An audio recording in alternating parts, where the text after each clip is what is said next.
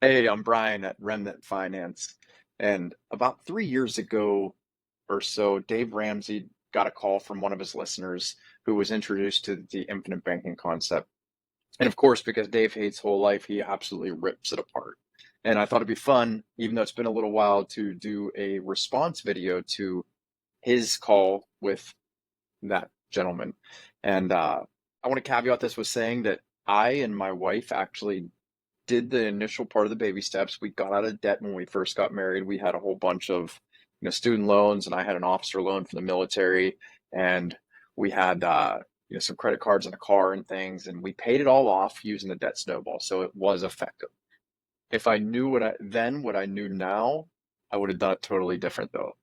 So I'm not a Dave Ramsey hater. I think for the population he serves, he's very effective, even if it's in a very angry way. It can help a lot of people.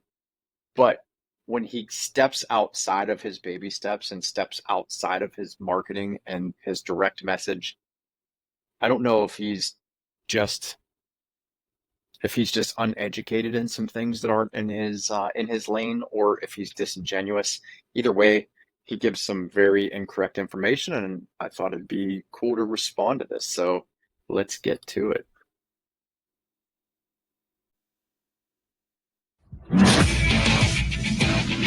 Jason is with us in Detroit. Hi, Jason. Welcome to the Dave Ramsey Show.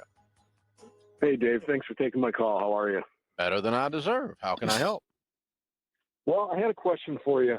I've been working with a financial advisor who's given me some advice, and I follow the show. I'm on baby step 7 currently.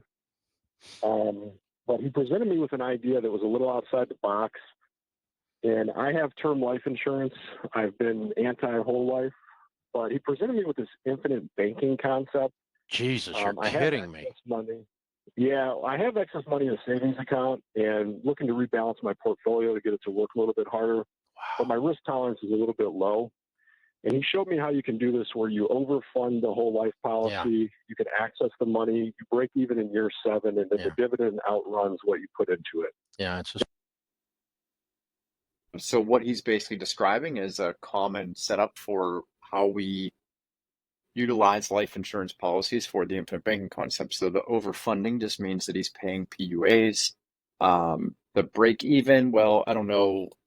That depends on a lot of things like his goals and what he's doing, what he's paying. So the break even year varies, and it's not even as important as a lot of things. The dividends will eventually get to a point where they can pay the entire premium, the entire base premium, and maybe even the PUAs. Yeah, so he's just, it sounds like whoever Jason spoke with here gave him a pretty vanilla policy that would be used for the infinite banking concept. It doesn't seem like a terrible idea in that regard, but I just wanted your take on why that might not be the best way to go. The problem is that where it gets confusing is that God, he's selling a dividend. A financial advisor? This is an insurance guy. I love how, I mean, right off the bat, he started this whole call with just absolute disdain. And then I love how he says, "This is an insurance guy." Like, it's a pretty important market, man. There's really 3 pillars for wealth, and that's to protect, to save, and to grow. And you need protection, and you need that through insurance. You need disability. You should have auto, home, life, health. It's a super important market. Business insurance, there's all kinds of insurance out there. So to treat a massive and important segment of personal finance and finance in general as gummy is, again, disingenuous for him. And really, it's a douchey way to look at it. So, way to be. Well, he's both. They have Look at his one of the face. bigger companies. Like Northwestern Mutual or Prudential. Exactly. Yeah. Yep. Okay. He's an insurance guy. He's not a financial advisor. Okay, I was about to say. So, that other guy who we can't see, he was about to say, I don't really know what that means because a lot of financial advisors are also insurance guys. So I guess they're scum too, huh, Dave? Because those are both mutual companies. Now, there are 2 types of life insurance companies, mutual and stock. Okay. Likely you bought your term, unless you bought it from him, from a stock company. A stock company, stockholders own the insurance company. A mutual company, which is Pru and Northwestern, State Farm is mutual, is the policy holders are actually the stockholders. Okay. All right, I'm going to pause that there. So he's right. There's stock companies, there's mutual companies, stock companies. The stockholders get paid the dividends, and a mutual company, it's the policy owners that get paid a dividend. So he relates that to stockholders, and they're not the same. They're just different. There aren't stockholders in mutual companies. So yeah, he kind of gets that right. However, one thing he gets wrong that shows a little bit of his ignorance here in this topic is that Prudential is not a mutual company anymore. They used to be a long time ago. They haven't been for decades. So he's completely misinformed on that. Okay. Yep. So when the company makes a profit, the policyholders receive a dividend as if they were a stockholder and received a dividend. Does that make sense? Yep. Now, follow the math here.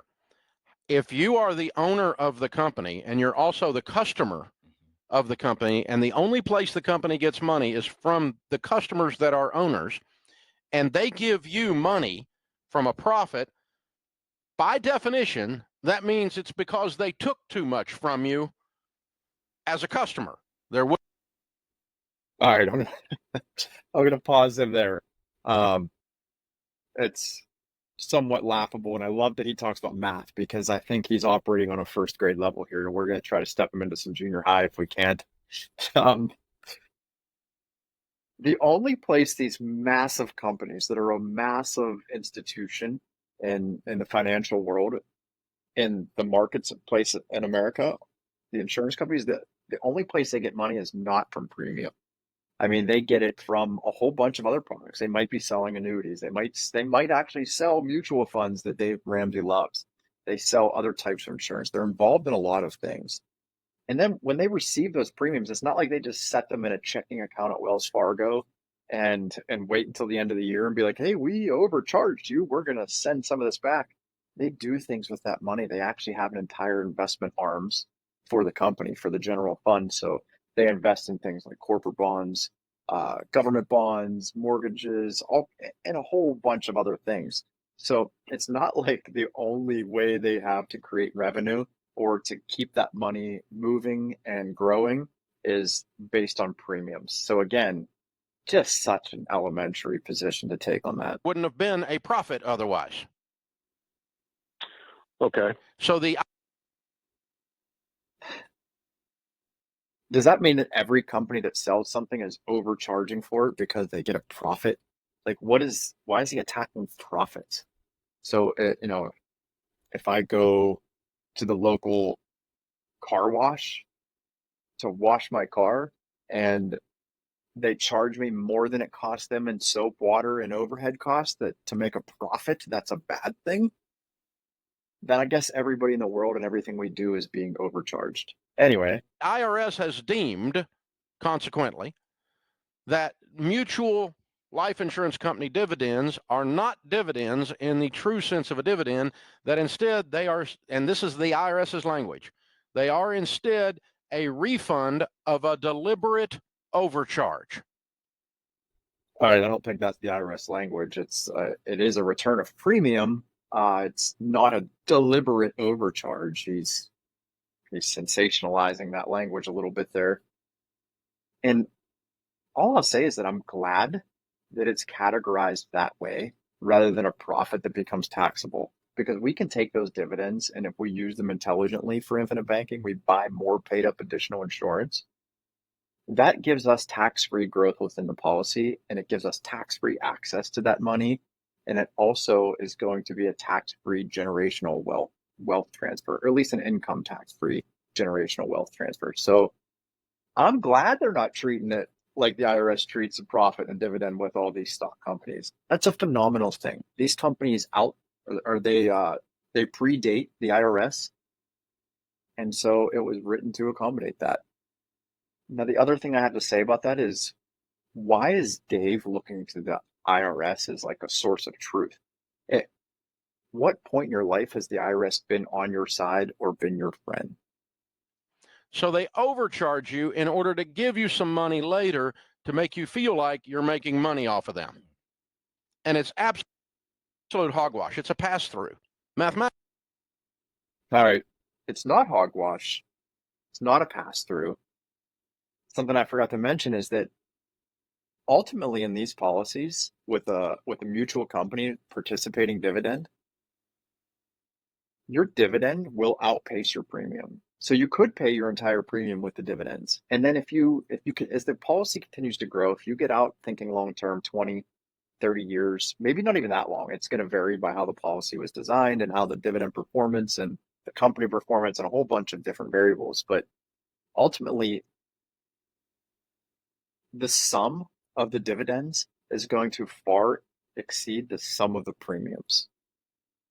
Nelson Nash demonstrated this in his second book with State Farm, as a matter of fact, State Farm Policies, where it took him 4 years of collecting the dividend before that number exceeded the total premiums he paid over his entire life, which at that point was like 50 years or something.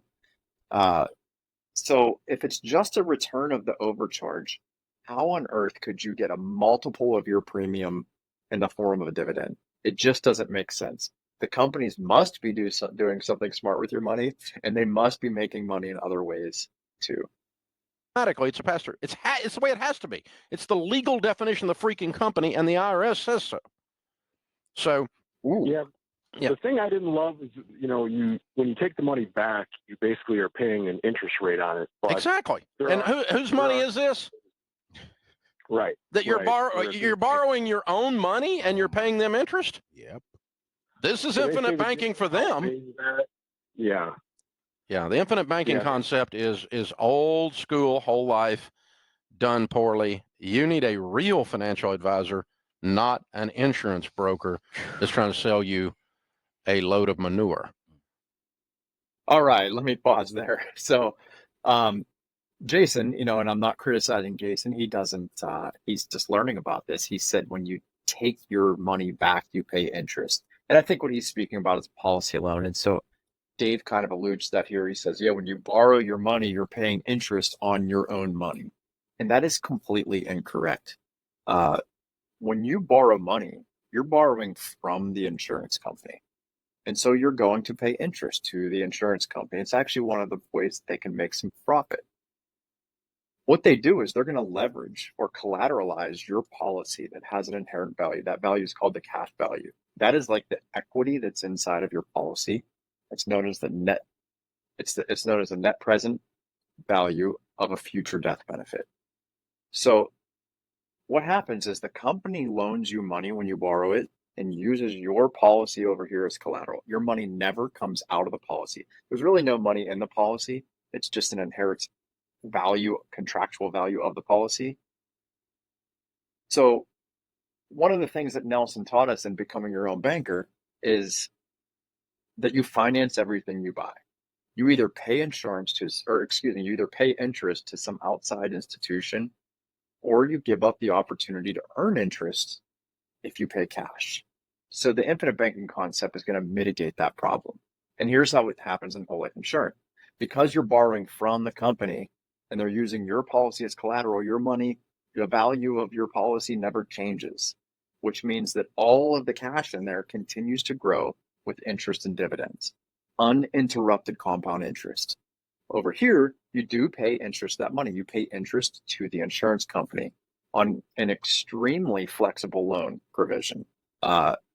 Extremely better than any market loan, and likely right now the interest rates are better than anything you can find on the market as well. So the interest that you pay to the company helps the company make some profits. Who shares in the profits? The policy owners in a mutual company. So even some of that money, some of it, I don't know how much, I don't know how to calculate that, but some of it's coming back to you. And so, yeah, the other thing is that your cash values that are sitting there all die with you. So whatever cash you put into this is equals zero at your death, because they only pay the face value. Pru does not have a policy. Northwestern Mutual does not have a policy that pays more than the face value, except Universal Life Bs, which are not in infinite banking products. And Hey, he actually gets that right. Universal Life is not good for infinite banking and should never be used, regardless of what you see out here on the interwebs. So kudos for understanding that, Dave. That tells me you probably understand a little bit more than you're alluding to. But the cash value, that's true. This is a common argument, and he always says this, and it's absolutely ridiculous. Of course you don't get the cash value. The cash value is basically the equity in your policy. The death benefit is always going to be higher than the cash value all the way up until the day you turn 121 in the United States of America. The death benefit is not fixed. So he said you're just going to get the face value. The way we structure these for infinite banking, that death benefit is going to grow forever because we're buying paid-up additions, which adds to the cash value and adds to the death benefit. Our dividends are going to buy more paid-up additions, adds to more cash value, adds to more death benefit. So it's an ever-increasing death benefit. So when I die, my wife doesn't get the cash values, or my kids don't get the cash values, or whoever I'm going to leave that to doesn't get the cash value. True, they're getting the entire value of the death benefit, which is going to exceed the cash value. Whereas, since he pitches mutual funds, if I die with a mutual fund, they only get what remains there. They're never going to get more than that amount. They're going to get that amount and probably have to pay taxes or inheritance taxes or income taxes, some kind of transfer tax on that money. You can think of this like selling a home. So the cash value is like the equity in the contract, the whole life insurance policy, and the death benefit is like the sale price or the total value of the home. So just like if I sell a house right now worth $400,000 and I have $150,000 of equity in that house, I sell the house. Somebody's going to pay me $400,000. Now I'm going to be obligated to do things with that. If I have a loan, I got to pay the loan off and such. But I'm not going to get the $400,000 and go to the bank and say, "Hey, I had equity in this house of $150,000. Where's my equity?" All I'm going to get is the actual value of the home, not the value and the equity. And that's kind of like what he's trying to say here is that you should get the death benefit and the cash value. Well, they're not two separate entities, except in something like, well, let's not even go there. They're not two separate entities. So one is inherent in the other. And it's just it's a misnomer. It's a terrible argument. Universal product B is where they charge more than they usually charge, which basically buys the insurance so they can still keep your money, is the way the math actually works on this. So you're dealing with one of the most expensive insurance products in the marketplace. If you're dealing with either one of those two companies, I would stay completely away from both of them. They're everyone in the financial field except people that work for them, we all think they're a joke. All of us. I don't. I mean, I wouldn't buy from Prudential either, so I guess I agree with him on that one since they're not a mutual company. But yeah, I appreciate his angry take here. It's awesome. Anyone who's academically trained or has any kind of CFP or anything else, when someone says they work for Northwestern Mutual, we just kind of laugh and go, "Yeah, right. You screw people every day." So I guess now I'm a dishonest person. I don't know. What about the mutual funds, Dave, that you push on people, the growth stock mutual funds that are supposed to get 12% year over year? What are the fees on that? You know, a 1% fee over 30 plus years can reduce the total value of that account by 30%. And all that's going to depend on stock performance and such, but a 1% fee is a massive drag. Some of these mutual funds have 2% fees. Now, Dave, you get a cut from everybody that you recommend as one of your advisors. So they're either raising their fees so that they can give you a cut or somehow pay you a referral bonus. So does that mean you're stealing from people? I mean, it's just how terrible to just assume that everybody in the entire marketplace has no moral standing. Awful. It's an absolutely awful presupposition. And you're just wrong because I know multiple CFPs who have given up their designation because they learned about the infinite banking concept and seen the way it changes lives. I've seen the way it changed my lives. I've done both. I did the Dave Ramsey plan, and then later on I discovered infinite banking, and I've seen how my family has benefited. And it is tenfold compared to what I was doing, living in scarcity like an angry angry man like Dave eating beans and rice and barely doing anything and not going out to eat and not going on vacation. And now I'm over here living abundantly. Um, Big difference in my own life. And it's one of the reasons I love to help other people step into a world of abundance. Yeah, so dude, you need to get away from them and you need to go get a real financial advisor that can help you do some real investing that takes into consideration your low risk tolerance. Love. I want to talk about that because all he talks about is investing, and really infinite banking should be compared to saving. It's about building capital in a very, very secure place that has amazing tax incentives, has uninterrupted compound growth. It has that flexible loan provision I discussed where you control it. We've already talked about the dividends and interest. Someday you can take passive income from it. You don't have to deal with the market volatility in a whole life insurance contract. It's really better to compare this to a high yield savings environment, but it gives you so much more because it's going to provide asset protection. It's going to provide that tax-free death benefit. It's going to be creditor protected in most states. Um, Unlike the investment products, he says, whole life insurance from a mutual company gives you can attach a rider if you qualify called disability waiver premium. Now, disability waiver premium guarantees that if you become disabled, too sick or hurt to work after 6 months, the company will start paying the premium, which means that when this becomes more like a savings plan after you cross that threshold a couple years in, it's going to complete the savings plan all the way out until you're 65 years old. Your mutual funds are not going to do that. If you get disabled, your mutual fund is not going to be funded. When you can't earn money, you can't pay into your mutual funds. There's so many benefits um, that are involved in this. And it's really just a misnomer to compare it to an investment like he does here. But I also want to point out that this is the first time he mentioned this gentleman low risk tolerance. The guy said it, and now he's finally talking about it. So he never asked this guy, hey, what's your goal, man? Um, what is it you want to do? What do you want to see your money do? What's important to you? He knows nothing about this guy's financial world. He doesn't know what his assets are. He doesn't know how much money he has. He doesn't know if he has disabled children who might need that death benefit. He doesn't know if he just has children that might need that death benefit. He doesn't know anything at all about him as an individual, yet he gives him an angry cookie cutter plan. So think about it. Low risk tolerance does not need to lead you to losing your money 100% of the cash invested at death. Yeah. That's a bad risk tolerance thing. Well, you're going to get more money at death, like I already discussed. But the other side of the risk is if you put your money in the products that Dave recommends, there is a risk the market could drop. I've seen it a couple times in my life. If you're over the age of 40, you experienced that in 2008. We've been riding this bubble now for 15, 16 years, minus a little dip in 2020. But there could be a catastrophic loss in the market. And if you're 64 years old when people want to retire riding into that, you're in trouble. So there's actually quite a bit of risk there. So you need to move on, dude. You need to move on. But because the whole thing of the dividends are paying for it is such a joke because the dividends are the refund of a deliberate overcharge. So who's paying for it?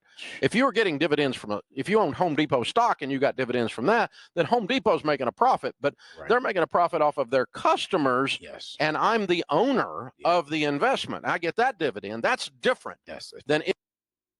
I got to stop there because he started off in the beginning of this video talking about being an owner and a customer, and your money is what is the only way the company makes money, and all the things I already tore down. Well, if I own stocks in Home Depot, don't I want to shop there? Shouldn't I be the customer too, or is that just the suckers? And then me as the owner gets the profit because that's kind of the way he describes it. So if I want to be disingenuous like him, I can make all kinds of broad, stupid assumptions. And that's obviously not true. Like I would shop at Home Depot, or I might not shop at Home Depot if I own their stock. But that doesn't make it righteous because it's a stock dividend. Um, yeah, it's just absolutely ridiculous. If I am the customer and I'm the stockholder, thereby the only way I made a profit was off of me. Myself. So I paid. Yeah, that's right. And I just want to reiterate that your dividends will, over the long haul, assuming you survive,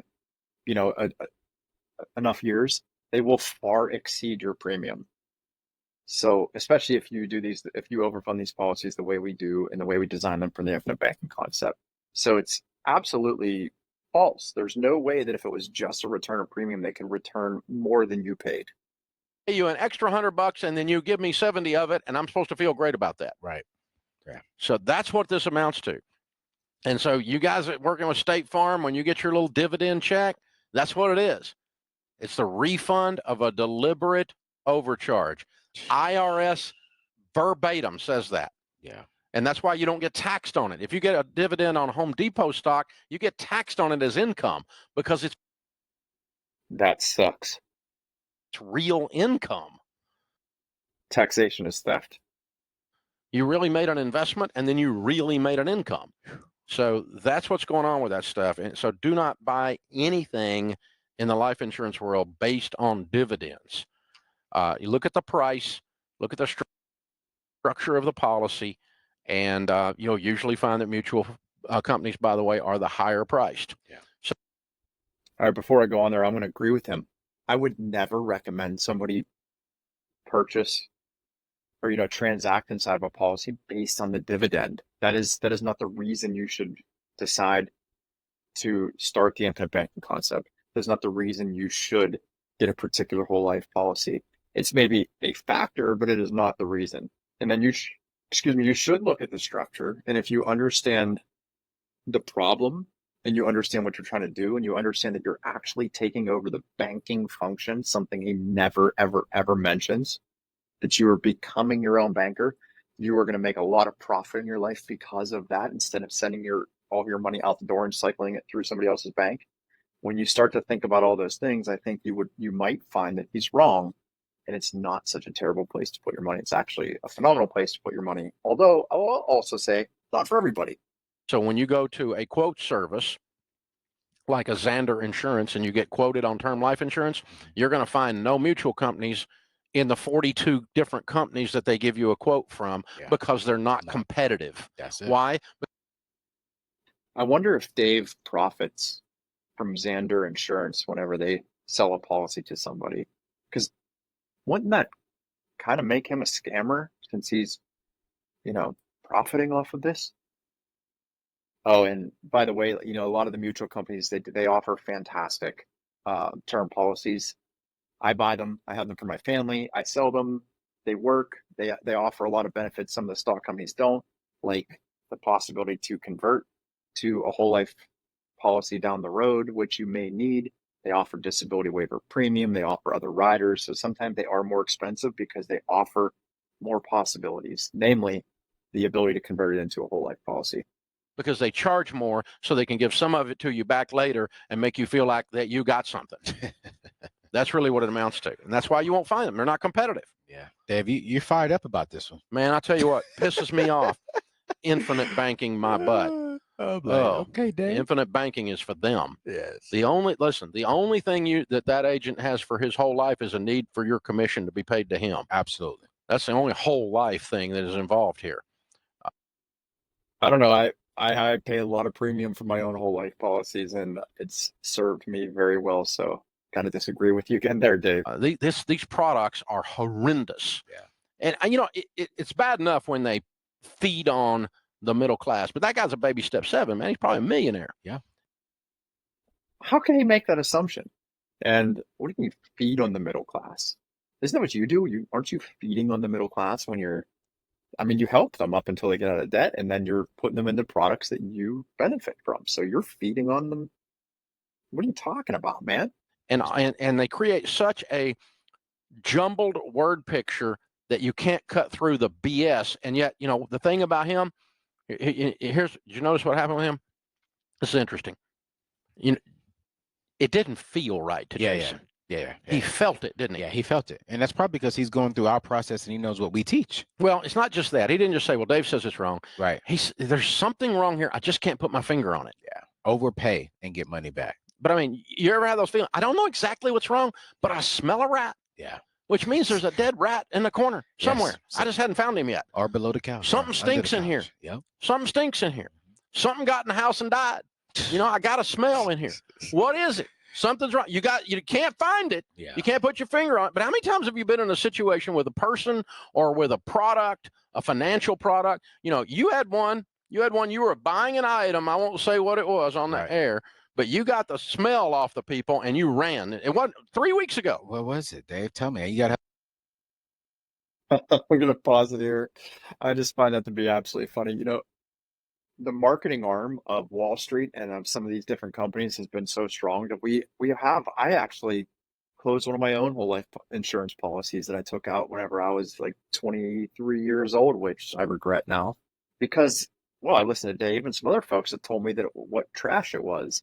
And these marketing arms are so strong, and the propaganda, they build ruts in our brains that just want to believe the same thing. So a lot of people are going to question it. I question it myself. I'm not surprised with that. It doesn't mean that he was right. It wasn't some kind of, he wasn't guided by the Holy Spirit into believing that it was wrong, because if that's the case, then I was guided by the same Holy Spirit that told me it was a great place to put my money and a great way to be steward of the money that I'm blessed with in my life.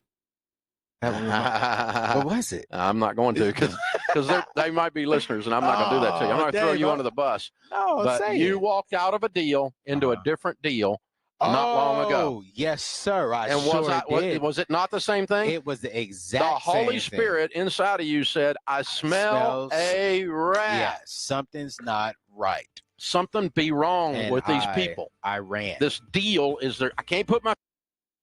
Speaking of the Holy Spirit, there he is. And got to disagree unless we have different Holy Spirit.